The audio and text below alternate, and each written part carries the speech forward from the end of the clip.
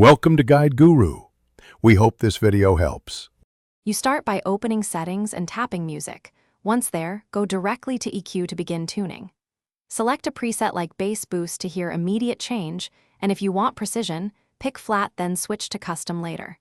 Make sure headphones or your speakers are connected so you can listen accurately.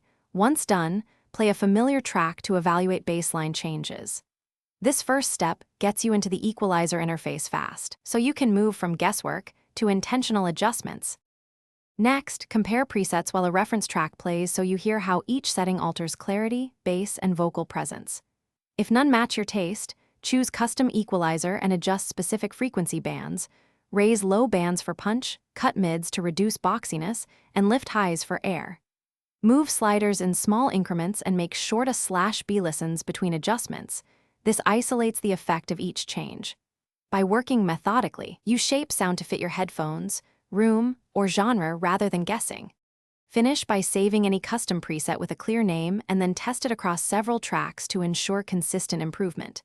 If you notice no difference, double-check iOS volume limit, sound check, or crossfade. Some settings can override EQ. Once done, reset to flat and compare to confirm your adjustments help. If problems persist, try rebooting the device and reconnecting audio gear. This final sweep ensures the EQ is applied and gives you a reliable fallback if something goes wrong. Thanks for watching. Consider subscribing if we helped you today.